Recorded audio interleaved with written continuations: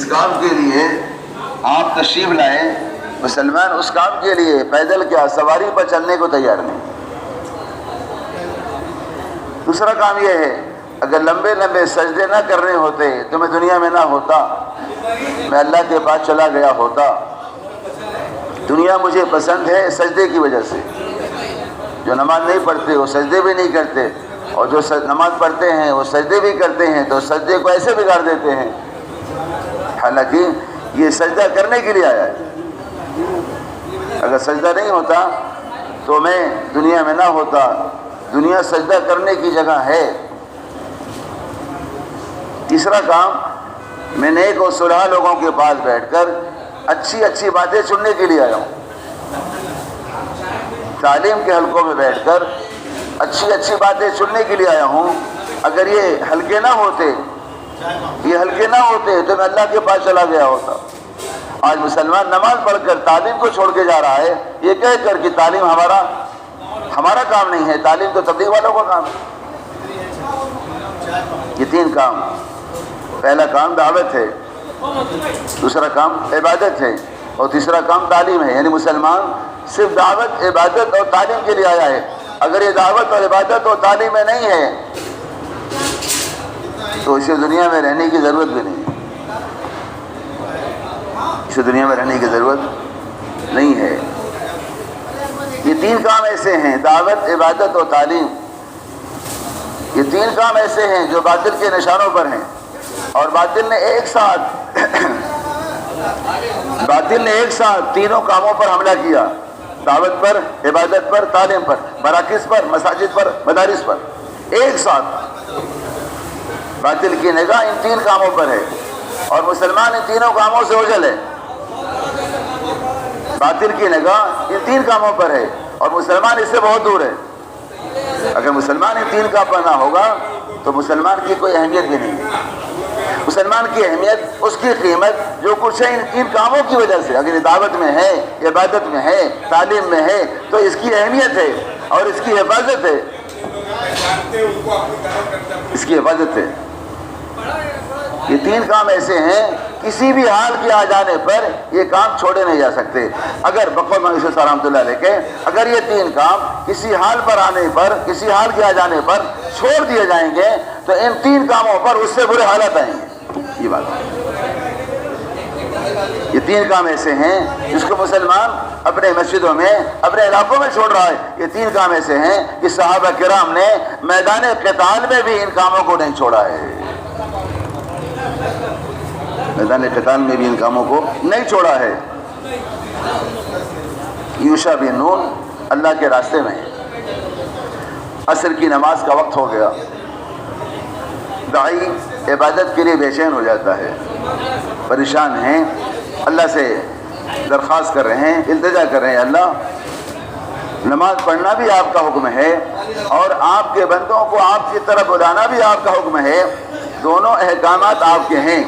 اگر اس حکم کو پورا کروں تو یہ رہ جائے اور اس کو پورا کروں تو یہ رہ جائے، اگر عصر کی نماز پڑھوں تو دشمن حملہ کر دے، اور اگر دشمن سے مقابلہ کروں تو عصر کی نماز چھوڑ جائے، کروں کیا؟ پریشان ہیں ہم، ٹرینوں میں، پلینوں میں، سفر میں نماز قضا کر دیتے ہیں، وہاں میدان قتال دشمن ایک دم سوار ہے، سر پر سوار ہے، ننگی تلواروں کے سائے میں ہیں، ننگی تلواروں کے سائے میں ہیں، اور عصر کی نماز کی ایسی فکر ہے۔ اللہ سے دعا کریں، اللہ یہ سورج بھی معمور ہے اور ہم بھی معمور ہیں، فرق اتنا ہے سورج ہماری خدمت میں ہے اور ہم آپ کی خدمت میں ہیں۔ سورج ہماری خدمت میں لگا ہے اور ہم آپ کے کام میں لگے ہیں، سورج کو یہی روک دیجئے جب تک عصر کی نماز نہ پڑھ لیں، سورج یہاں سے نہ جائے۔ اللہ نے سورج کو حکم دیا، سورج ان کے لیے رکا رہا، ایک شخص کی جماعت کے لیے سورج رکا رہا، اور سورج جب یہ دشمن سے فارغ ہوئے کہ سورج آگے گیا۔ اس لیے کہ دعوت اور عبادت یہ دو اعمال ایسے ہیں، اگر ان دو اعمال کے بغیر ہم ہیں تو اللہ کی مدد کے بغیر ہیں۔ دعوت اور عبادت کو جمع کرنا غیبی نصرتوں کے نزول کے نازل ہونے کا ذریعہ ہے۔ حضرت الیاس رحمۃ اللہ فرماتے تھے دعوت اور عبادت کو جمع کرنا یہ تذکیر عالم کا نسخہ ہے۔ دعوت اور عبادت کو جمع کرنا یہ تذکیر عالم کا نسخہ ہے. جب مسلمان دعوت اور عبادت کو لے کر چل رہا تھا تو دنیا میں مسلمان دعوت اور عبادت کو لے کر چل رہا تھا تو اس کا دین لوگوں پر ظاہر ہو رہا تھا یا اپنے دین پر باقی تھا. اور اس کے دونوں جمع کرنے کی وجہ سے، دعوت اور عبادت کو جمع کرنے کی وجہ سے بڑی بڑی طاقتیں، یہاں تک کہ قیصر و کسریٰ کی بڑی بڑی طاقتیں صحابہ کرام کے سامنے ڈھیر بن گئی تھی. یہاں تک کہ قیصر و کسریٰ کے بیش قیمتی خزانے صحابہ کرام کی ٹھوکروں میں آ رہے تھے. یہاں تک کہ صحابہ قیصر و کسریٰ میں رہنے والی شہزادیاں صحابہ کرام کی باندیاں بن رہی تھی. یہاں تک کہ قیصر و کسریٰ میں رہنے والے شہزادے صحابہ کرام کے غلام بن رہے تھے. ہم نے دعوت اور عبادت کو الگ الگ کر دیا تو ہم غیروں کے غلام بن گئے. جن اعمال سے غیر غلام بنتے تھے، جن اعمال سے بادشاہ غلام بنتے تھے، جن اعمال سے شہزادیاں باندیاں بنتی تھیں، جن اعمال سے شہزادے غلام بنتے تھے، وہ اعمال کے چھوٹنے کی وجہ سے ہم لوگوں کے غلام ہو چکے ہیں. غلامی سے بقول ابو بکر صدیق رضی اللہ تعالیٰ عنہ کے تم پر ذلت کا طوق ڈالا گیا ہے. تم نے دعوت اور عبادت کو، تم نے دعوت کو چھوڑا ہے، تم نے امر بالمعروف کو چھوڑا ہے، تم پر ذلت کا طوق ڈالا گیا ہے. اور تم سے ذلت کا طوق اس وقت تک نہیں ہٹایا جائے گا جب تک تم دوبارہ دعوت کی محنت پہ نہ آ جاؤ. ساری ذلت اور ساری پریشانی اور سارے مغلوبیت دعوت کے چھوڑنے کی وجہ سے. دعوت اور عبادت اس کے بغیر عالم کی کوئی طاقت مسخر نہیں ہو. مسلمان کبھی بھی اغیار کے مقابلے میں اغیار کے مقابلے میں یہ جمع ہو نہیں سکتے، جم نہیں سکتے. دعوت اور عبادت کو جمع کیے بغیر کبھی بھی اپنے دین پر استقامت حاصل کر نہیں سکتے. دعوت اور عبادت کو جمع کیے بغیر کبھی بھی اپنے دین کی اہمیت اور اپنے دین کی قیمت اس کے اندر پیدا نہیں ہوتی. دین کی اہمیت، دین کی قیمت اور دین کی ترقی اور دین کی حفاظت تو ان دونوں کو جمع کرنے سے. مسلمان تین کام کے لیے آیا ہے. بقول موجودہ حضرت کے دعوت سے نکلو عبادت میں آؤ، عبادت سے نکلو تعلیم میں آؤ، تعلیم سے نکلو دعوت میں جاؤ. اس کے علاوہ جو جماعتیں اللہ کے راستے میں روانہ کی جاتی ہیں ان کو یہی ہدایت دی جاتی ہے ہمارا وقت دعوت میں لگے، ہمارا وقت عبادت میں لگے، ہمارا وقت تعلیم میں لگے، اس کے علاوہ نہ لگے. اس کے علاوہ نہ لگے. اگر اس کے علاوہ لگ رہا ہے تو ہمارا وقت فراغت میں لگ رہا ہے. ہمارا وقت فراغت میں لگ رہا ہے اور فراغت انسان کی معصیت کا دروازہ ہے. سارے باطل کے داخل ہونے کی راہیں فراغت ہیں. سارے باطل کے داخل ہونے کی راہیں فراغت. حضرت مولانا یوسف صاحب سے فرماتے تھے اگر ہر ایمان والا اپنا فارغ وقت مسجد کو دینے والا بن جائے تو باہر کے باطل کو اللہ ختم کر دیں گے. باہر جو باطل ہے مسلمانوں کے مسجد کو وقت نہ دینے کی وجہ سے، باہر کے باطل کو ہم ختم نہیں کر سکتے. ہم ختم کرنے جائیں گے تو خود ہی ختم کر دیے جائیں گے. ہم ختم کرنے کے لیے زبان سے اظہار بھی نہیں کر سکتے. اللہ ختم کرے گا ان اعمال کے ذریعے سے جن اعمال کے ذریعے سے صحابہ کرام کے زمانے میں اللہ نے باطل کی کمر کو توڑ کر رکھ دیا. باطل کی کمر کو توڑ کر رکھ دیا. اس لیے کہ دعوت کی حیات باطل کی موت ہے. دعوت کی حیات باطل کی موت ہے اور باطل مرنے کو تیار نہیں. باطل کو زندگی چاہیے. تو ساری دنیا کا باطل اپنے اپنے اختلافات کے باوجود دعوت کے مقابلے میں ایک پلیٹ فارم پر ہے. مسلمان آپس میں متحد نہیں ہے. جہاں مسلمان آپس میں منتشر ہے وہیں اہل باطل آپس میں اپنے اختلافات کے باوجود باطل حق کے مقابلے میں، دعوت کے مقابلے میں متحد ہیں.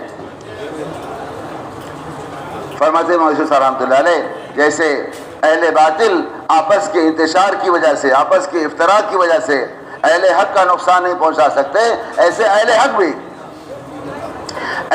بھی آپس کے افتراق کی وجہ سے باطل کا مال بیکا بھی نہیں کر سکتے. صاف بات ہے، یہ بات ہے. فرماتے تھے معاویہ رحمۃ اللہ علیہ، اپنی ذات سے پورے دین پر چلنے والا، اپنی ذات سے پوری شریعت کی پابندی کرنے والا، اپنی ذات سے سنتوں کی اتباع کرنے والا دیندار تو ہو سکتا ہے لیکن دین کا مددگار نہیں ہو سکتا۔ دیندار ہونا اور بات ہے، دیندار ہونا اپنی ذات کے لیے ہے، اور دین کا مددگار ہونا یہ امت کے لیے ہے۔ دین کا مددگار وہ ہے، دین کا مددگار وہ ہے جو اپنے دین کے ساتھ ساتھ لوگوں کو دین کے لیے آمادہ کرے، جو اپنی نماز کے ساتھ ساتھ لوگوں کو نماز کے لیے آمادہ کرے۔ اگر یہ علماء نے لکھا ہے، اگر یہ اپنی ذات سے دیندار ہے اور اپنی ذات کی اصلاح کی فکر کر رہا ہے، اگر دوسروں کی دین کی فکر نہیں کر رہا ہے، ان کی اصلاح کی فکر نہیں کر رہا ہے، کبھی بھی اس کے ایمان اور اعمال کی تکمیل نہیں ہو سکتی، ایمان اور اعمال کی تکمیل نہیں ہو سکتی۔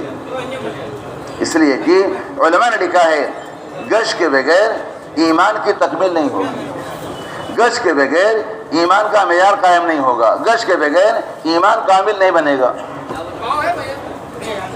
گشت صرف تبلیغ والوں کے لیے نہیں ہے، مسلمان اگر گشت کے بغیر ہے تو اس کے ایمان کی تکمیل نہیں ہو سکتی۔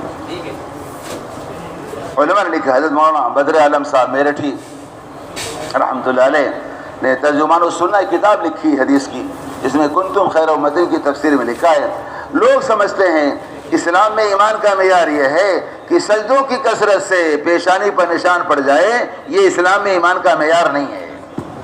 لوگ سمجھتے ہیں روزوں کی کثرت سے ہونٹوں پر خشکی آ جائے، یہ اسلام میں ایمان کا معیار نہیں ہے۔ لوگ سمجھتے ہیں زکوٰۃ وقت پر دے دی جائے اور اسلام میں ایمان کا معیار قائم ہو جائے، زکوٰۃ کو وقت پر دینے کے باوجود اسلام میں ایمان کا معیار قائم نہیں ہوگا۔ اسلام میں ایمان کا کمال یہ ہے کہ دو اہم فریضے، امر بالمعروف اور نہی عن المنکر، یہ دو اہم ایسے فریضے ہیں، ان فریضوں کی ادائیگی کے بغیر اسلام میں ایمان کا معیار قائم نہیں ہوگا، اور یہ دو فریضوں کی ادائیگی کا طریقہ قیامت تک کے لیے واحد طریقہ گشت ہے۔ گشت کے بغیر یہ دو فرائض ادا نہیں ہوں گے، اور یہ دو فرائض کی ادائیگی کے بغیر ایمان میں کمال نہیں پیدا ہوگا۔ گشت کے بغیر، گشت واحد طریقہ ہے، گشت واحد طریقہ ہے، دو فریضے جس کو ہم فریضہ نہیں سمجھتے۔ بھلائی کا حکم کرنا فریضہ ہے، برائی سے منع کرنا فریضہ ہے۔ بقول حضرت کے صرف یہ کہنا اور نماز کے لیے یہ امر بالمعروف کے فریضے کی ادائیگی کے لیے کافی نہیں ہے۔ صرف یہ کہہ دینا شراب مت پیو، صرف یہ کہہ دینا جھوٹ نہ بولو، صرف یہ کہہ دینا دھوکہ مت دو، یہ نہیں منکر کی فرائض کی ادائیگی کے لیے کافی نہیں ہے، بلکہ آمادہ کرنے سے مراد یہ ہے جس کو آپ نماز کی دعوت دے رہے ہیں اس کو نماز کی حالت میں لا کر کھڑا کرنا۔ شرابی کو شراب کے نشے سے، شراب کے اڈے سے، شراب کی حالت میں، اب تو شراب کے علاقوں میں جانے کو اس لیے ہم نفرت کرتے ہیں، حالانکہ نفرت گناہ سے ہو، نفرت گناہ گار سے نہ ہو، کیونکہ جس سے آپ نفرت کر رہے ہیں جو گناہ کر رہا ہے وہ ایسا ہے جو کسی کھڈے میں یا کسی گڑھے میں گر گیا ہو۔ گڑھے میں گرے ہوئے کو نکالنا یہ ہماری ذمہ داری ہے، جب سمندر میں ڈوبنے والے کو نکالنا ہماری ذمہ داری ہے، گڑھے میں گڑھے میں گرنے والوں کی نکالنا ہماری ذمہ داری ہے، آگ میں جلنے والوں کو آگ سے نکالنا یہ ہماری ذمہ داری ہے۔ ایک مسافر کا لوٹا ہے اور کوئی چور لوٹے کو لے جا رہا ہے، ہم نماز کی حالت میں ہیں، نماز کو مؤخر کر کے ایسا مسافر ہے جو نابینا ہے، اس کی لوٹے کے بچانے کی ذمہ داری ہماری ہے۔ ایک نابینا آدمی ہے، سامنے کنواں ہے اور وہ جا رہا، اس کو پتہ نہیں ہے، ہم نماز میں ہیں، نماز کو مؤخر کرو، نابینا آدمی کو کنویں سے بچاؤ۔ گناہ سے نفرت ہو، گناہ گار سے نفرت نہ ہو۔ شراب کے اڈوں میں حالانکہ سب سے زیادہ اللہ کے قرب کا، علماء نے لکھا ہے سب سے زیادہ اللہ کے قرب کا ذریعہ یہ عمل ہے، کسی گرے پڑے مسلمان کو اسی حالت میں اٹھا کر مسجد میں لا کر اس کو پاک کر کے اور اللہ کے سامنے کھڑا کر دینا، یہ اللہ سے قریب ہونے کا سب سے بڑا ذریعہ ہے۔ مسلمان اس سے بہت دور ہے، اللہ سے قریب ہونے کا سب سے بڑا ذریعہ ہے، سب سے بڑا ذریعہ ہے۔ یہ دو فریضے ہیں، ان دو فریضوں کی ادائیگی کے بغیر یہ امت افضل امت نہیں ہو سکتی. یہ امت افضل امت اس لیے کہا گیا کہ یہ دو فریضے ادا کر رہی ہے. یہ دو فریضے، اگر دو فریضے ادا نہیں کر رہی ہے تو صرف نام سے افضل امت ہو جانا یہ کافی نہیں ہے، بلکہ افضل امت ہونا تو کام سے ہے، اور یہ نام سے ہے. نام کوئی چیز نہیں ہے، کام یہ ہے ہر ایمان والا روزانہ ان دو فریضوں کی ادائیگی کرے، بھلائی کا حکم کرے، برائی سے منع کرے. مسجد کے ماحول میں لا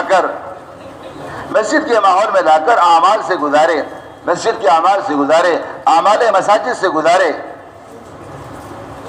یہ اس کے بغیر ہماری ایمان کی تکمیل نہیں ہوگی. لوگوں نے حضرت سے پوچھا، حضرت سے کہا حضرت ہفتے میں 2 گشت کرتے ہیں، ہفتے میں 2 گشت کرتے ہیں کافی ہے؟ حضرت نے فرمایا ہفتے میں 21 بار کھانا کھاتے ہیں.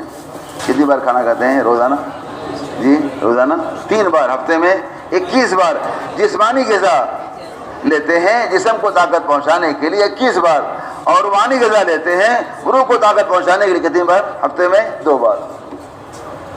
نہیں، بلکہ روزانہ کا عمل، روزانہ مسجد میں اعمال زندہ کر کے گھر گھر جا کر، فرد پر جا کر لوگوں کو منکرات کے ماحول سے نکال کر معروفات کے ماحول میں لانا، یہ ہمارا حقیقی مشغلہ ہے، یہی ہمارا اصل مشغلہ ہے. اس کے بغیر جس دن بقول مولانا صاحب رحمۃ اللہ علیہ کے جس دن کام کرنے والا ایک دن اگر یہ دعوت نہ دے، ایک دن یہ اللہ کی توحید نہ بیان کرے، ایک دن یہ گشت کے لیے نہ پھرے، اور بغیر گشت کے اور بغیر دعوت کے جب عبادت میں آ جائے تو عبادت میں اس کو لذت حاصل نہ ہو. عبادت میں لذت گشت کی وجہ سے ہے، عبادت میں لذت دعوت کی وجہ. بقول مولانا الیاس صاحب رحمۃ اللہ علیہ فرماتے تھے جب تک ہر ایمان والا سالانہ کام والا نہیں، پرانا ساتھی نہیں، ہر ایمان والا جب تک ہر ایمان والا سالانہ 4 مہینہ اللہ کے راستے میں پھرنے کو زندگی کا حصہ نہ بنا لے، کبھی بھی ایمان کی حلاوت چکھ نہیں سکتا. ایمان کی حلاوت گشت سے ہے، عبادت میں لذت گشت سے ہے، ایمان میں کمال گشت سے ہے، اعمال میں کمال گشت سے ہے. گشت ایمان اور اعمال کی تکمیل کے لیے. گشت کے چھوٹنے سے ایمان اور اعمال میں کمی پیدا ہوتی ہے.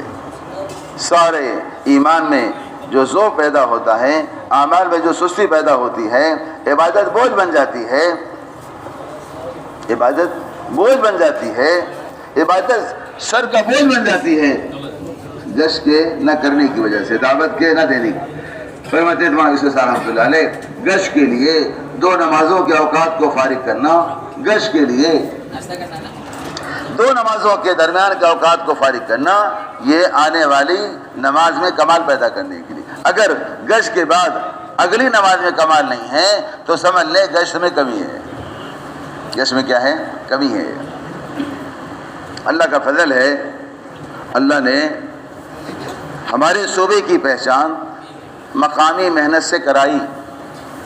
اس صوبے کو لوگ ملکوں میں پہچانتے ہیں کہ یہ مقامی اعمال والا صوبہ ہے. مقامی اعمال والا. اللہ نے مقامی اعمال کے ذریعے سے ایسا تاریخی اجتماع کرا دیا اس سرزمین پر کہ اس صوبے کی پہچان اب بڑے اجتماع سے ہو گئی ہے. ایک بڑے عالم صاحب، مغربی یوپی کے بڑے عالم صاحب بلکہ مفتی صاحب بیان کر رہے تھے بلند شہر اجتماع سے پہلے ضمنی مشورے میں کہ حضرت آدم علیہ السلام سے لے کر آج تک اس دھرتی پر ایسا اجتماع نہیں ہوا تھا. اس دھرتی نے ایسا اجتماع نہیں دیکھا تھا. آسمان والوں نے بھی ایسا اجتماع نہیں دیکھا تھا، زمین والوں نے بھی ایسا اجتماع نہیں دیکھا تھا. اللہ نے یہ اجتماع کرا کے ثابت کر دیا کہ چاہے جتنی کوشش کر لیں، جتنی محنت کر لیں، اگر مقامی محنت نہیں ہے تو آپ بڑا اجتماع نہیں کر سکتے. کرنے والوں نے کوشش کیا. اورنگ آباد کے اجتماع کو دیکھ کر جتنے اجتماعات ہوئے، میں کسی کا نام نہیں لیتا، کسی کی تحقیر بھی نہیں ہے، ان کی ہر ایک کی کوشش تھی کہ ہمارا اجتماع اورنگ آباد سے بہتر ہو، ہمارا اجتماع، ہمارے اجتماع کی پنڈال، ہمارے اجتماع کی جماعتیں اورنگ آباد کی جماعتوں سے زیادہ ہو جائیں، ہمارے یہاں مجمع زیادہ آ جائے، ہمارا پنڈال بڑھ جائے۔ کوشش کرنے والے کوشش کرتے رہے لیکن کوشش میں ناکام رہے۔ یہ ثابت ہو گیا کہ اگر بڑا اجتماع کرنا چاہتے ہو تو ہنگامی محنت سے نہیں ہوگا، کس سے ہوگا؟ مقامی محنت سے ہوگا۔ حضرت نے اجتماع کے بعد جب نظام الدین جانا ہوا، بیان کرنے والوں کی بڑی سزا ہے کہ ان کو پنکھے کے بغیر رکھا جاتا ہے۔ میں جہاں جاتا ہوں یہی بولتا ہوں اور دیکھتا بھی ہوں، پنکھا ہی نہیں۔ جی ادھر لے لیں، اچھی بات۔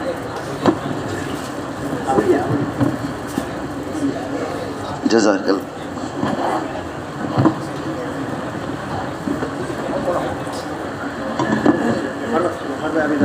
بس ٹھیک ہے، اب آپ گرمی میں آ گئے، آپ لوگ گرمی میں آ گئے۔ تو بات یہ چل رہی تھی کہ اجتماع جب ختم ہوا، نظام الدین کی حاضری ہوئی، صوبے کا مشورہ تھا، صوبوں کا مشورہ تھا، تو کارگزاری کے لیے ہمارے ساتھی جب کھڑے ہوئے تو جو گئے تھے موجود ہیں، انہوں نے سنا ہوگا، حضرت روتے ہوئے کھڑے ہو گئے مجمع کے سامنے اور کہا ان کی کارگزاری تو ان کا اجتماع ہے، ان سے کیا کارگزاری لوگے؟ ان کا اجتماع ان کی کارگزاری کی دلالت کرتا ہے۔ پھر حضرت نے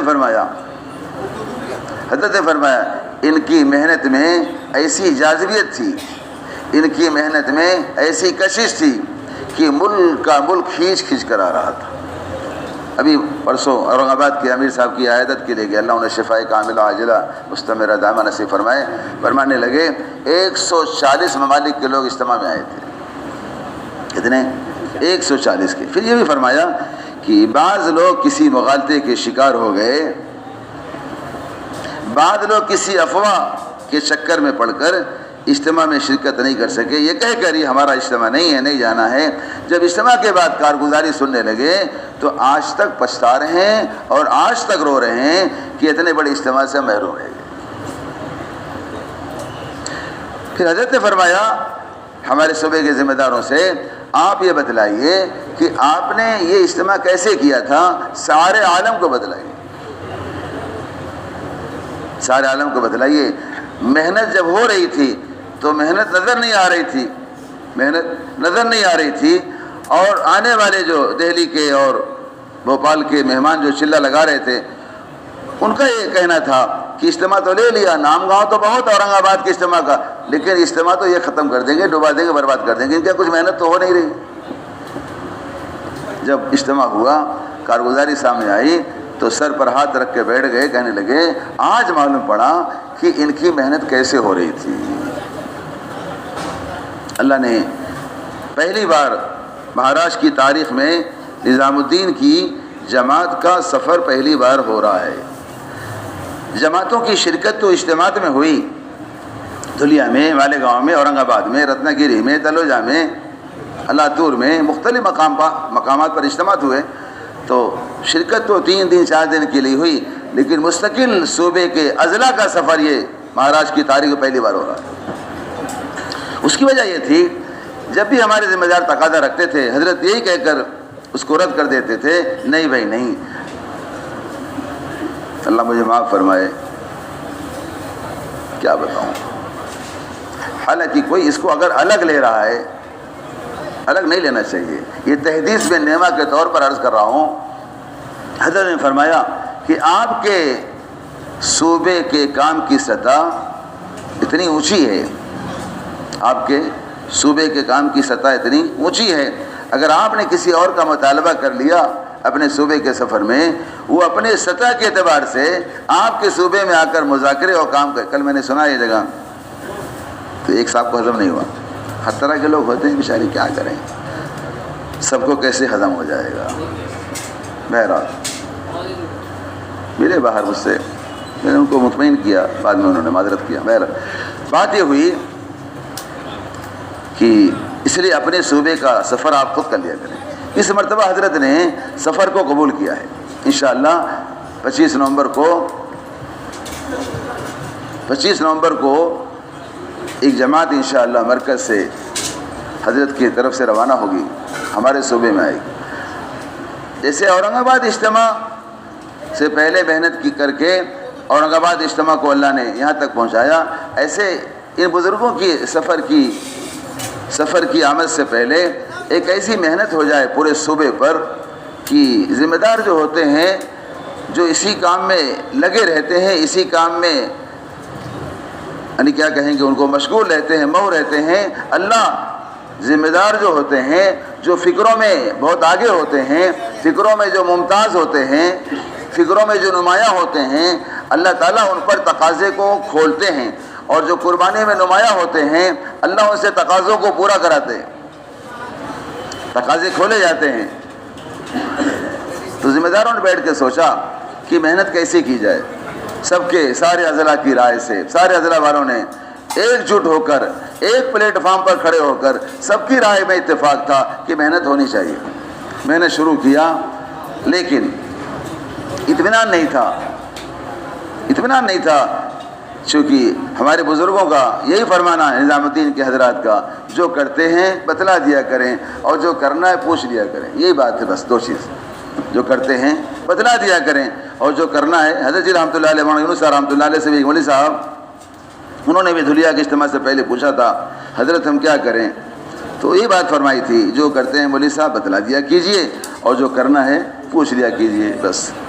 ہمارے ذمہ داروں نے کہا موقع اچھا ہے، حضرت کے پاس چلیں، حضرت کے بعد تھوڑی سی محنت کی کارگزاری رکھیں اور حضرت سے مزید دعا کی درخواست کریں۔ پہنچے ہم مغرب کے بعد، حضرت اور حضرت کے بڑے بیٹے تھے، بس دو ہی تھے۔ حضرت نے کہا بھائی یہ مشورے کی چیز ہے، کل مشورہ صبح شروع ہوگا، مشورے میں لاؤ۔ مشورے میں لایا گیا، مشورے میں لوگ چلے گئے تو ذمہ دار جو رہ گئے 8-10 وہ اور 5 ہم، حافظ صاحب کو لے کر 5 ہم اور 10-12 وہ ذمہ دار بیٹھے بند کمرے میں، اور لوگ چلے گئے۔ حضرت نے کہا حافظ صاحب اب بتلائیے کہ آپ کیا کہہ رہے تھے، آپ کیا کرنا چاہتے ہیں؟ تو حافظ صاحب نے خلاصہ کیا، حضرت جیسا کہ آپ کو معلوم ہے کہ ہمارے یہاں چھوٹی جماعتوں کا نظام بہت پہلے سے ہے، ابھی بھی ایسے احمق اور بیوقوف لوگ ہیں جو چھوٹی جماعتوں پر ہاضمہ ان کا کمزور ابھی بھی۔ حالانکہ حضرت نے تصدیق کیا، ہم یہ چاہتے ہیں ان چھوٹی جماعتوں کے ذریعے سے چھوٹی جماعتیں حرکت میں آئیں اور 100% امت خروج پر آئے، 100% امت نماز پر آئے، ہر مسجد میں آدھا گھنٹہ تعلیم قائم ہو جیسا آپ فرما رہے ہیں، ہر مسجد میں 2.5 گھنٹے کی محنت مسجد کی آبادی کے لیے قائم ہو، اور جتنے غیر متحرک ہیں، خاص طور سے حالات کے زمانے میں غیر متحرک کی تعداد بڑھ گئی،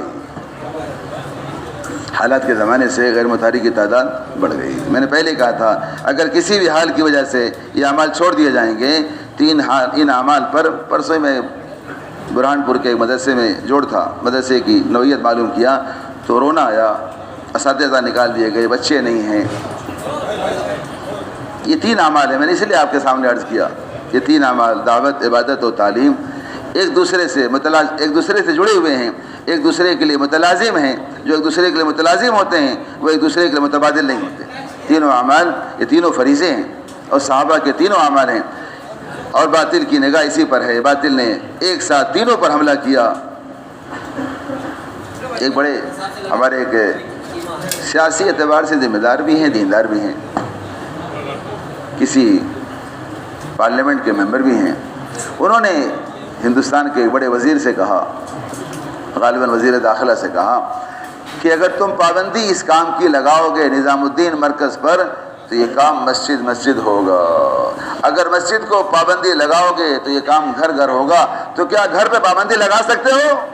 یہ جملہ کہا، وہ تو منڈی نیچے ڈال دیا، یہ کام گھر ہوگا، کام بند نہیں ہوگا، کام بند نہیں ہوگا، اس لیے کہ کام کے بند کرنے پر بڑی کوشش کی گئی۔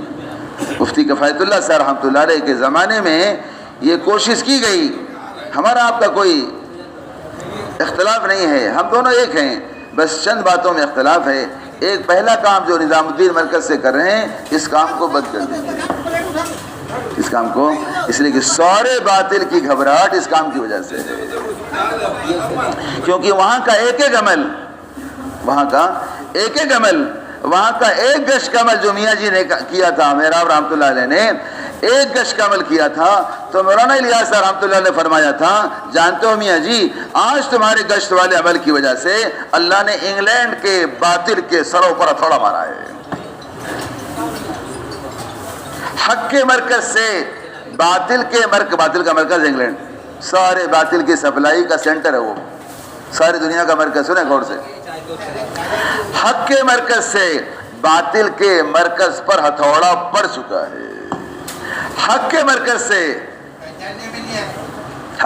سے باطل کے مرکز کو ہتھوڑا پڑ چکا ہے، اس لیے جو وہاں باطل کا مرکز تھا، سنیں غور سے، جو وہاں باطل کا مرکز تھا اللہ نے تبدیل کر کے وہاں دعوت کا مرکز بنا دیا ہے۔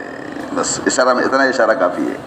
جو باطل کا مرکز تھا، جہاں باطل کی محنت ہو رہی تھی، جس مقام پر، بس اور تھوڑا خلاصہ کرتا ہوں، جس مقام پر باطل کے مشورے ہو رہے تھے، جس مقام سے باطل کی سپلائی ہو رہی تھی، اللہ نے اس مقام کو تبدیل کر کے وہاں دعوت کا مرکز بنا دیا ہے۔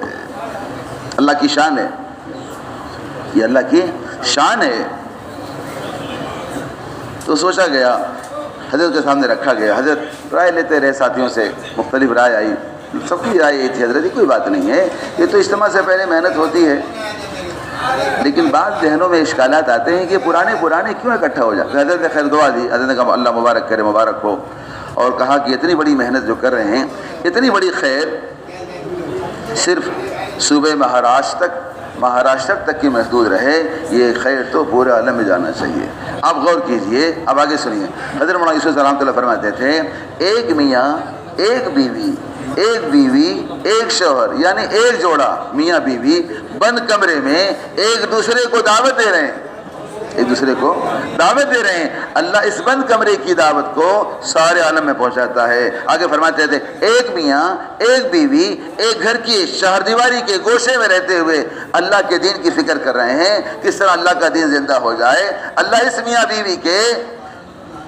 میاں بیوی کے دین کے فکر کو سارے عالم میں پہنچاتے ہیں۔ فرماتے ہیں مولانا یوسف رحمۃ اللہ علیہ، محنت کا جائے وقوع کہیں پر ہو، اس کے اثرات سارے عالم پہ پڑتے ہیں۔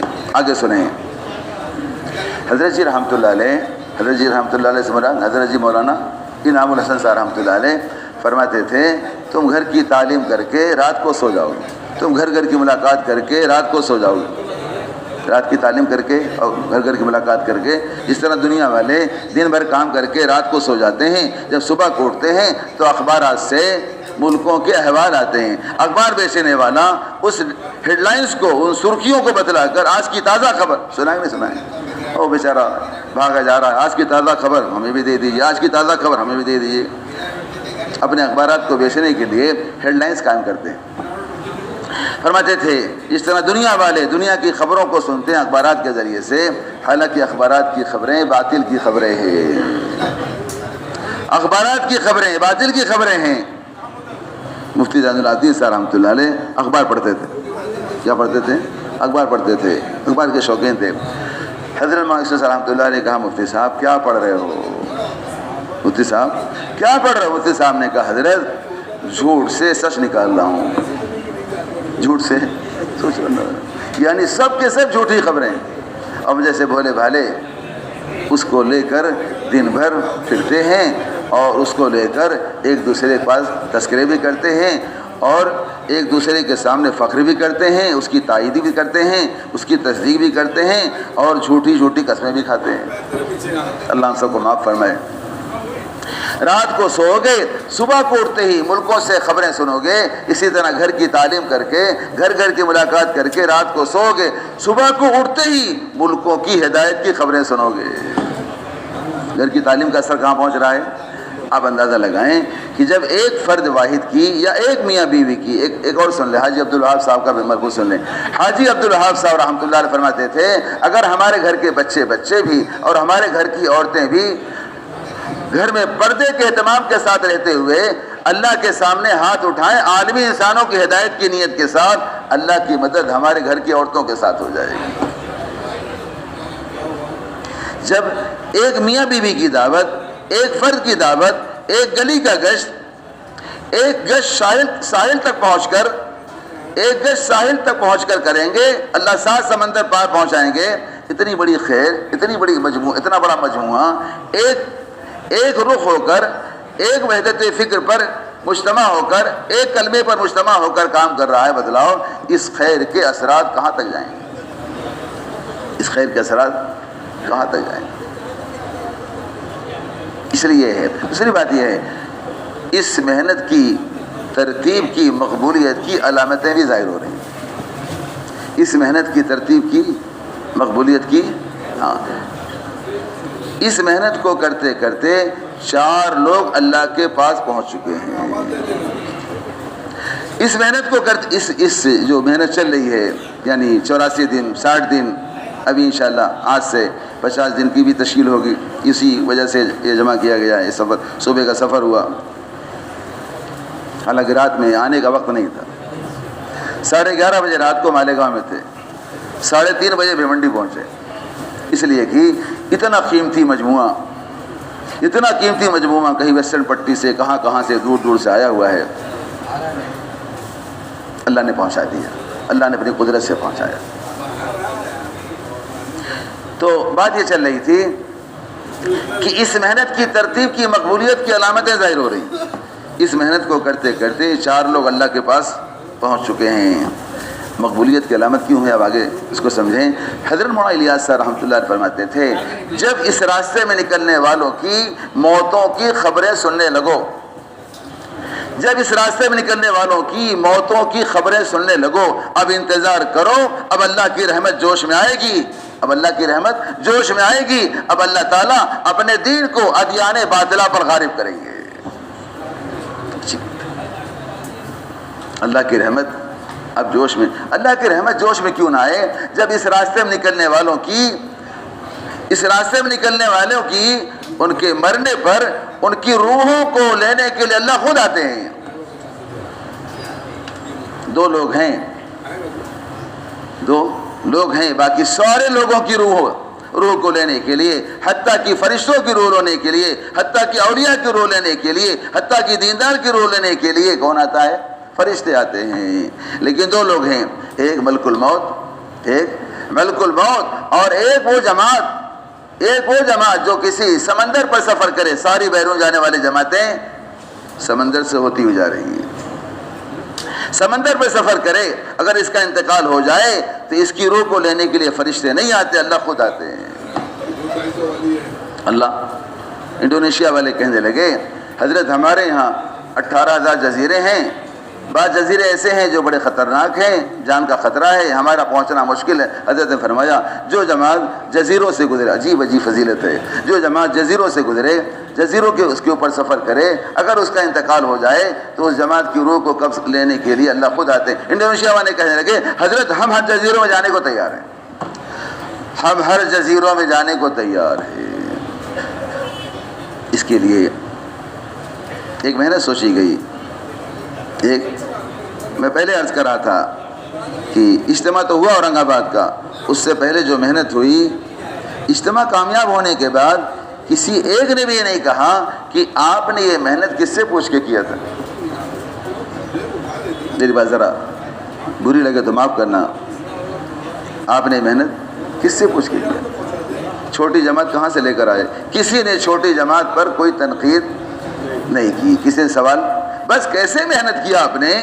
میں وہی کہہ رہا تھا، اللہ مجھے معاف فرمائے، جس کے ذہنوں میں چیز ہے، آپ کے یہاں تو اللہ کا فضل ہے۔ بعض علاقوں میں، ایک ضلع میں ابھی 3 دن پہلے مذاکرے میں بہت ساری بات آئی، فوراً میسج آیا کہ سارے اشکالات دور ہو گئے، ہم سب محنت کرنے کو تیار ہیں۔ اللہ کے بندے، اشکال دیکھو، دعوت ایک ایسا چمن ہے، دعوت ایک ایسا چمن ہے، اس چمن میں 2 قسم کے لوگ آتے ہیں۔ جیسے دعوت، جیسے چمن میں خنزیر بھی آتی ہے اور چمن میں شہد مکھی بھی آتی ہے، دونوں اپنی اپنی چاہت کے مطابق آتے ہیں۔ خنزیر کو خنزیر کی غذا ملتی ہے، خنزیر کو خنزیر کی غذا ملتی ہے، اور شہد کی مکھی کو شہد کی مکھی کی غذا ملتی ہے۔ بس یہ ایسا چمن ہے، ہر قسم کے لوگ آئیں گے، لیکن اشکال جو ختم ہوتے ہیں بقول مولانا یوسف صاحب رحمۃ اللہ علیہ کے، مجاہدے کے بقدر مشاہدہ ہوتا ہے۔ مجاہدے کے وقت مکاشفہ ہوتا ہے. جو مجاہدے میں نہیں ہیں انہیں مکاشفہ کیسے حاصل ہوگا؟ جو مجاہدے میں، جو میدان میں نہیں ہوتے وہی اعتراض کرتے ہیں. حضرت جی رحمۃ اللہ علیہ کے پاس خط لکھا انگلینڈ والوں نے، ہمارے ہاں کچھ پڑھے لکھے لوگ ہیں اعتراض کرتے ہیں، ہم کیا کریں؟ حضرت نے جواب دیا اتنا وقت اللہ کے راستے میں لگوا دو، اعتراض کرنا چھوڑ دیں. سنیں آگے. لوگ پہنچے حضرت قاری محمد طیب صاحب رحمۃ اللہ علیہ، جو دارالعلوم دیوبند کے بڑے محتمم تھے، جنہیں بڑے بڑے القاب سے نوازا گیا. فاتح بمبئی بھی کہا گیا، اسلام کا حکیم بھی کہا، حکیم الاسلام کہا گیا. مولانا الیاس رحمۃ اللہ فرماتے تھے قاری صاحب میری زبان ہے، اسے قاری صاحب حضرت مولانا الیاس رحمۃ اللہ علیہ کی زبان بھی کہا گیا. لوگ پہنچے حضرت کے پاس، حضرت ہم کام کرتے ہیں، بعض لوگ اعتراض کرتے ہیں. ہم کام کرتے ہیں، بعض لوگ، ہم کیسے کام کریں؟ حضرت فرمایا تم کام کرتے رہو، وہ اعتراض کرتے رہیں. تم کام کرتے رہو، کل قیامت قائم ہوگی، کل قیامت قائم ہوگی، اللہ تعالیٰ کی طرف سے آواز لگائی جائے گی، کام کرنے والے ادھر کھڑے ہو جائیں، اعتراض کرنے والے ادھر کھڑے ہو جائیں. تم کام کرنے والوں میں شمار کیے جاؤ گے، وہ اعتراض کرنے والوں میں شمار کیے جائیں گے. وَامْتَازُوا الْيَوْمَ أَيُّهَا الْمُجْرِمُونَ، آج امتیاز ہوگا کون کام کرنے والے، کون اعتراض کرنے والے، کون معترض ہیں، کون معترف ہیں. کرتے رہو. اس لیے کہ ہم کسی کے اعتراض کا جواب نہیں دیتے. حضرت کے پاس لوگ آئے، حضرت اتنے اعتراض ہو رہے ہیں، اتنے اشکال ہو رہے ہیں، آپ جواب نہیں دیتے. حضرت نے فرمایا ہماری خاموشی ہمارا جواب ہے، ہماری خاموشی ہمارا جواب ہے. جو کام حق ہوتا ہے اس کا جواب نہیں دیا جاتا. پھر فرمایا اگر کوئی اپنے جواب کو فرشتوں کے جواب سے بہتر سمجھے گا، اپنے جواب کو فرشتوں کے جواب سے بہتر سمجھے گا، وہی کسی کا جواب دے گا. جب تک ہم جواب نہیں دیں گے ہماری طرف سے فرشتہ جواب دے گا. جو چاہے اللہ کی مدد ہمارے ساتھ ہو، جو اللہ کی تائید چاہتا ہے، فرشتوں کی تائید چاہتا ہے، وہ خاموش رہے. جو خاموش ہوتا ہے اس کی طرف سے اللہ کے فرشتے لڑتے ہیں. اللہ اکبر. تو بات یہ ہوئی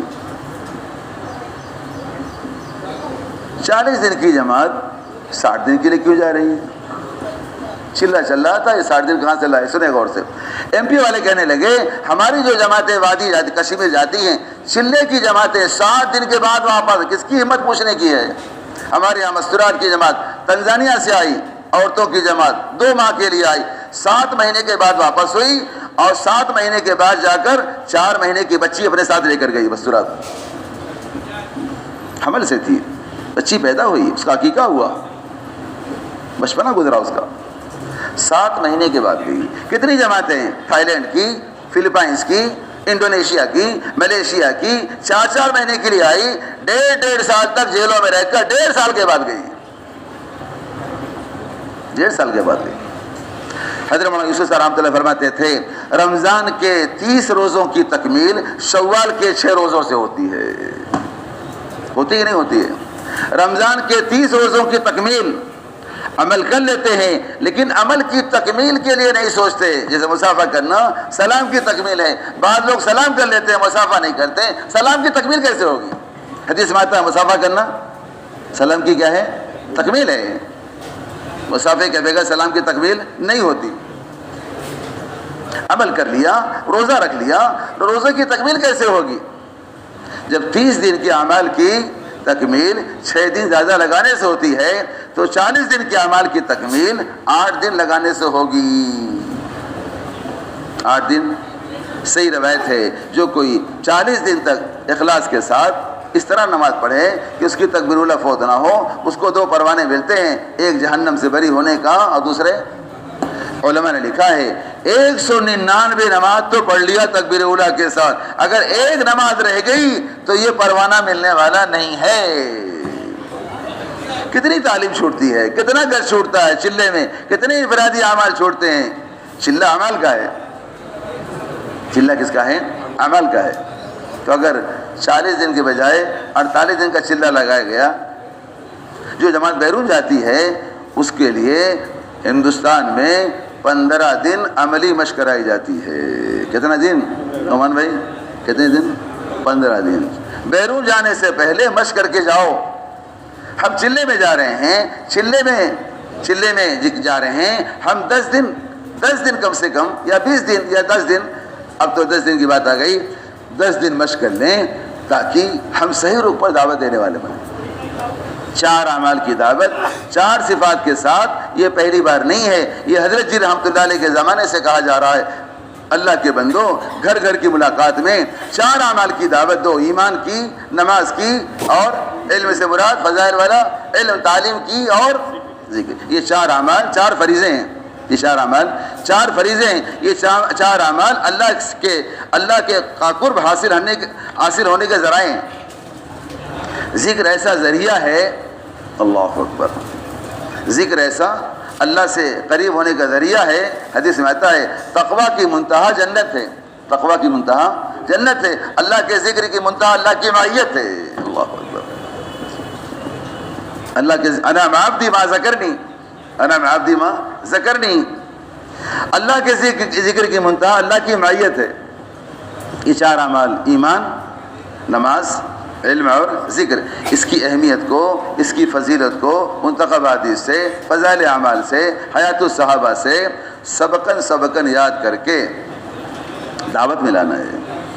کیونکہ جب متکلم قرآن حدیث کی بات کو دعوت میں لاتا ہے اور اپنی ذات کو سامنے رکھ کر دعوت دیتا ہے تو سب سے پہلے متکلم کے دل میں قرآن کا، حدیث کا نور اتر جاتا ہے۔ اسی نور کو نور ایمان کہتے ہیں۔ مومن کی فراست سے ڈرو، وَهُوَ يَنظُرُ بِنُورِ اللَّهِ، اللہ کے نور سے دیکھ رہا ہے۔ نور ایمان آ گیا، کیا آ گیا؟ نور ایمان میں نور ہے، نماز میں نور ہے، علم میں نور ہے، ذکر میں نور ہے۔ اقرا مسلم میں حضرت عبداللہ بن عباس فرماتے ہیں اللہ تعالیٰ عنہ، جب میں کسی کے ساتھ کوئی معاملہ کرتا ہوں یا حسن سلوک، جب میں کسی کے ساتھ حسن سلوک کرتا ہوں تو اپنے اس کے درمیان حسن سلوک کا ایک نور پاتا ہوں۔ اللہ اکبر، اخلاص نور ہے۔ اخلاص کیا ہے؟ نور ہے۔ تو 4 اعمال کی دعوت 4 صفات کے ساتھ دینا ہے۔ کسی نے کہا، ایک صاحب کہہ رہے تھے کہ اس میں اخلاص کہاں ہے؟ اس میں کیا ہے؟ اخلاص کہاں ہے؟ جو زیادہ اخلاص کے دعوے دار ہوتے ہیں وہ زیادہ ریاکار ہو جاتے ہیں۔ حضرت نے فرمایا جو یہ کہتا ہے ہم نظام الدین کی اطاعت کرنے والے وہ سب سے زیادہ نظام الدین کا نافرمان ہے۔ جو یہ کہتا ہے ہم تو اللہ کے لیے کام کرنے والے وہ سب سے زیادہ ریاکار ہے۔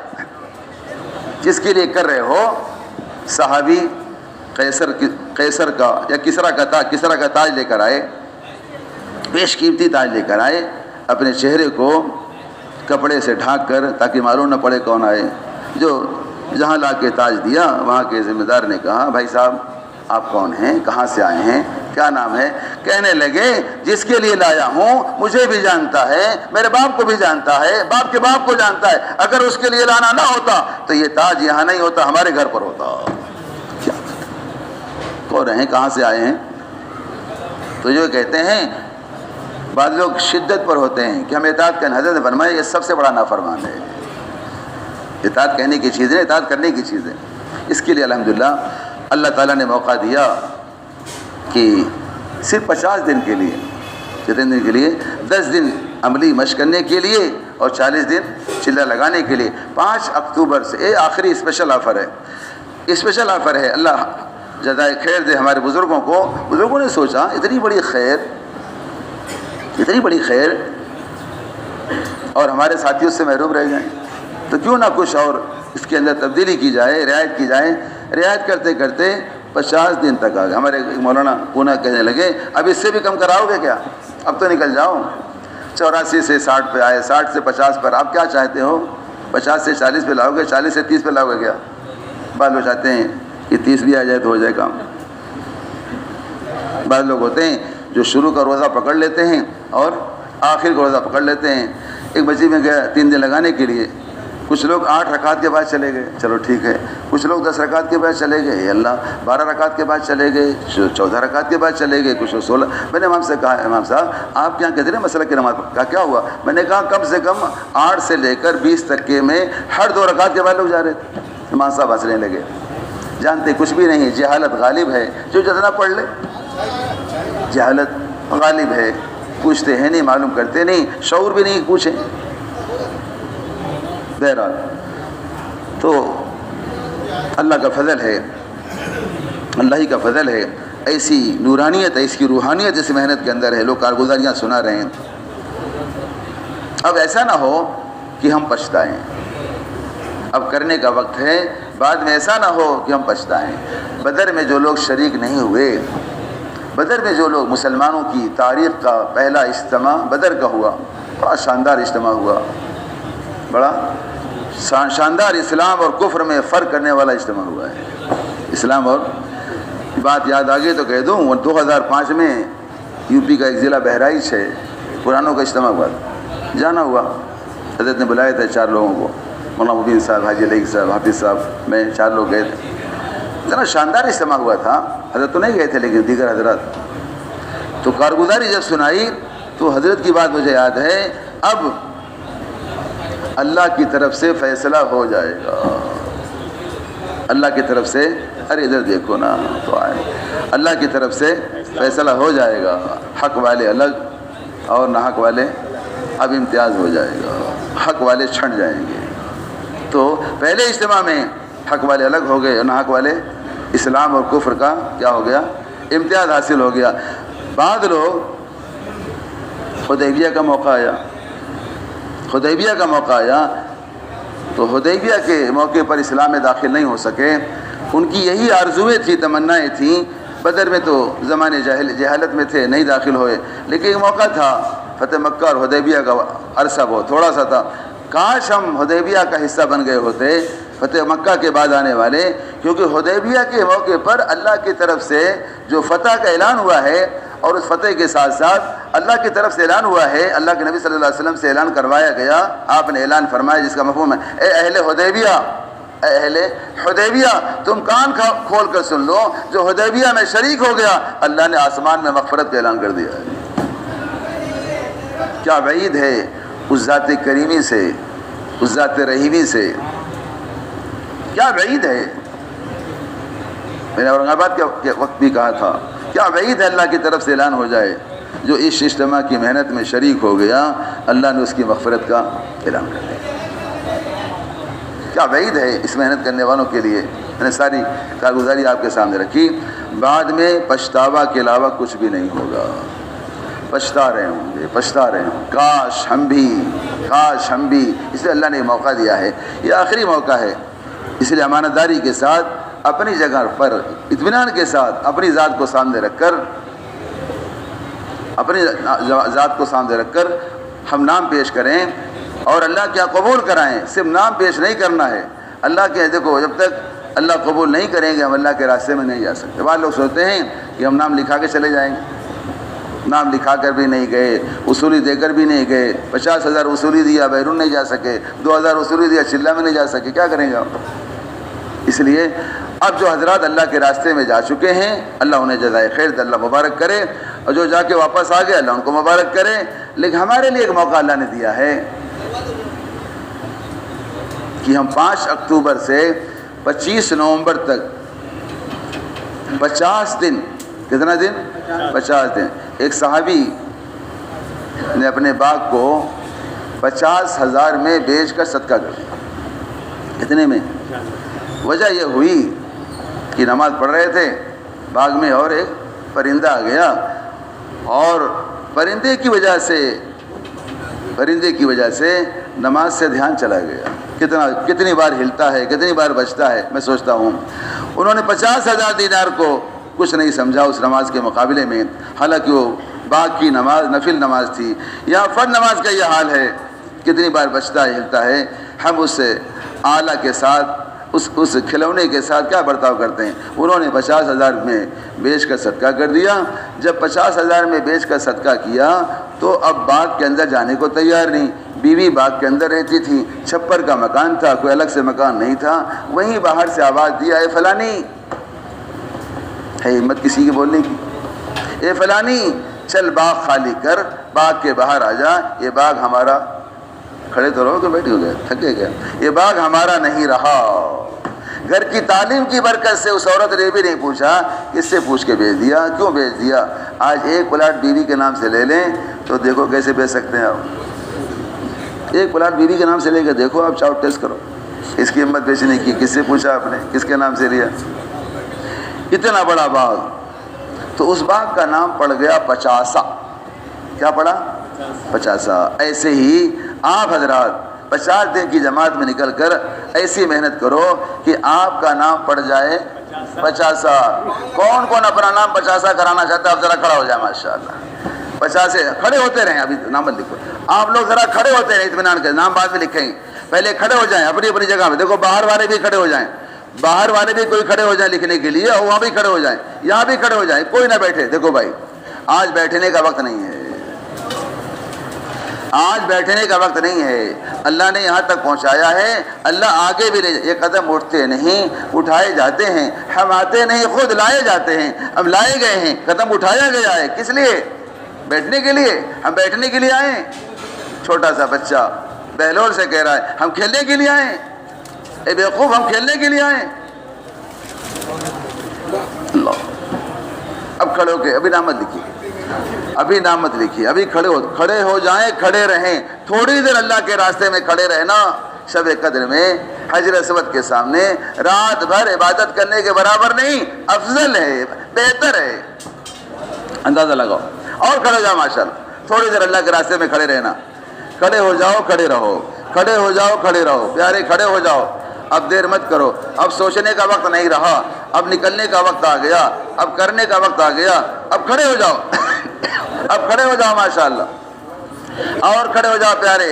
ارے بھیونڈی ہے، بھیونڈی ایسا شاندار اجتماع کیا تھا، آج بھی پوری دنیا بھیونڈی کو اجتماع سے جانتی۔ یہ کون سے لوگ کھڑے ہو گئے؟ کہاں کے لوگ ہیں؟ یہ بھیونڈی کے لوگ ہیں۔ یہ بھیونڈی یہ شان، یہ جو تھانہ کی شان ہے، فخر تھانہ ہے، تھانہ کی شان بیٹھے ہوئے ہیں۔ کھڑے ہو جاؤ ماشاءاللہ، یہ پوری جماعتیں دے سکتے ہیں، پورا اجتماع کر سکتے ہیں۔ جی فرماؤ، بھیونڈی والے کھڑے ہو جاؤ ماشاءاللہ، بھیونڈی والے بھی کھڑے ہو جائیں، اور بھی حضرات کھڑے ہو جائیں ماشاءاللہ، اور بھی کھڑے ہو جاؤ۔ بھائی بیٹھو نا، یہ بیٹھنے کا وقت نہیں رہا، بہت بیٹھے دیکھتے رہے، اب نہ دیکھنے کا وقت نہ بیٹھنے کا وقت ہے، اب تو نکلنے کا وقت ہے۔ اور کھڑے ہو جاؤ پیارے، اور کھڑے ہو جاؤ، تھوڑے لوگ ہیں۔ پورا اورنگ آباد کھڑا ہو گیا، پورا کا پورا اورنگ آباد کھڑا ہو گیا، پورا جلگاؤں کھڑا ہو گیا، شاید ہی کوئی بیٹھا ہوا ہوگا، سب کے کلمالے گاؤں میں شاید ہی کوئی بیٹھا ہوا۔ میں نے کہا جو جا چکے وہی بیٹھے ہیں، جو جانے والے وہ نہیں بیٹھے ہیں۔ اور کھڑے ہو جاؤ ماشاءاللہ، اور کھڑے ہو جاؤ بھائی، اور کھڑے تشریف، اور کھڑے ہو جاؤ بھائی، ذرا پیچھے والے بھی کھڑے ہو جاؤ، ادھر سے دیکھو نام نہیں آئے، ایک بھی نہیں کھڑے، کیسے پیچھے لوگ ہیں؟ آئے تھے بعد میں، جائیں کے بعد، یہ کیا بات ہے؟ ارے آئے تھے بعد میں، لیکن جاؤ تو پہلے انشاءاللہ۔ ارے پہلے جانے والے کہاں بیٹھے ہوئے ہیں؟ جو بعد میں آ گئے کسی وجہ سے، پہلے چلے جاؤ، پہلے والوں سے میں شامل ہو جاؤ، اور کھڑے ہو جاؤ ماشاء۔ ارے کھڑے ہو جاؤ اللہ کے بندے۔ بھیونڈی تھانہ ہے، ممبرا ہے، کلیان ہے، ویسٹرن پٹی ہے، ہر علاقے سے نام آنا چاہیے، ہر مسجد سے نام آنا چاہیے، ہر مسجد سے، ہر مسجد میں، ہر بستی میں اس خیر کو پہنچانے کے لیے، ہر بستی کے رہنے والے، ہر مسجد میں، مسجد کی آبادی کی محنت کرنے والے کھڑے ہو جاؤ انشاءاللہ، اور کھڑے ہو جاؤ پیارے۔ ارے اور کھڑے ہو جاؤ، تو بہت کم ہے بھائی، بہت کم ہے، بہت تعریف تھی، بہت نام گاؤں تھا آپ کا، نام نہیں لکھا رہے، کیا بات ہے؟ نام گاؤں اتنا، کام ایک بھی نہیں۔ ارے کھڑے تو ہو جاؤ، کیا سب لگا کے آ گئے؟ کیا سب لگا کے واپس آئے کیا حضرات؟ آپ لوگ لگ گیا کیا؟ لگا کے آئے کیا؟ کیوں بیٹھے ہوئے بھائی؟ جن کا لگ گیا ہو تو بیٹھے رہیں، باقی لوگ نہ بیٹھیں، جن کا لگ گیا وہ بیٹھے رہیں، جن کا باقی ہو کھڑے ہو جائیں، اور کھڑے ہو جاؤ ماشاءاللہ، اور کھڑے ہو جاؤ۔ ارے ادھر سے کھڑے ہو جاؤ اللہ کے بندے، کیوں دیر، کیا سوچنا ہے؟ اب کیا بچہ، ساری باتیں آپ کے سامنے خلاصہ کی ہے، اس کے بعد کوئی اعلان ہونے والا نہیں، آخری اعلان ہے، اور اس محنت کی ترتیب کا یہ آخری چلہ ہے، اس کے بعد کوئی چلہ نہیں ہے، اس کے بعد کوئی اعلان بھی نہیں ہے۔ ذرا کھڑے ہو جاؤ ماشاءاللہ، کھڑے، ارے اور کھڑے ہو جاؤ، تھوڑی ہمت کر لو، کچھ نہیں بھائی، چلہ تو لگاتے ہیں، 10 دن صرف اس کی مشق کرنے کے لیے لگانا ہے۔ میں نے ساری کارگزاری آپ کے سامنے رکھی، 40 دن کی جماعت 60 دن کے بعد آئی، 40 دن کی جماعت 80 دن کے بعد آئی، 4 مہینے کی جماعت 5 مہینے کے بعد آتی ہے بھائی، 10 دن لگانا کون سی نئی بات ہے، کون سی بڑی بات ہے؟ کریں گے انشاءاللہ، سب نیت کرتے ہیں انشاءاللہ۔ کب نکلیں گے انشاءاللہ؟ کب نکلیں گے؟ ارے بولو تو صحیح، کب نکلیں گے انشاءاللہ؟ جی فرمائیں، کب نکلیں گے؟ فرمائیں، کب نکلیں گے؟ ارے کہاں پہنچ گئے؟ گھر پہنچ گئے کیا؟ 5 اکتوبر، کب نکلیں گے انشاءاللہ؟ 5 اکتوبر کو نکلنا ہے، واپس کب آنا ہے؟ جی 25 نومبر کو انشاءاللہ بزرگوں کی جماعت سے مسافہ کر کے واپس آنا انشاءاللہ، ٹھیک ہے انشاءاللہ؟ بیٹھ جاؤ، جو پیچھے والے ذرا آگے آ جائیں، اندر آ جائیں، اور جو پیچھے اور آگے جگہ کو اس کو بھر لیں، جگہ خالی نہ رہے، ہمارے سامنے بہت اہم مذاکرہ۔ ایسے محنت کرنا ہے، کیسے چلہ لگانا ہے، 10 دن کیسے محنت کرنا ہے، اپنی ذات پر کیسے محنت کرنا ہے، ساتھیوں پر کیسے محنت کرنا ہے، اس کو خوب ذہن نشین کر لیں، اس کو نوٹ کر لیں، اس کو محفوظ کر لیں، اس کو عمل کرنے کی نیت سے، اور دوسروں تک جو نہیں پہنچے سب طے کرو انشاءاللہ، دوسروں تک اس کو محفوظ کر کے ہم پہنچائیں گے انشاءاللہ، کریں گے انشاءاللہ.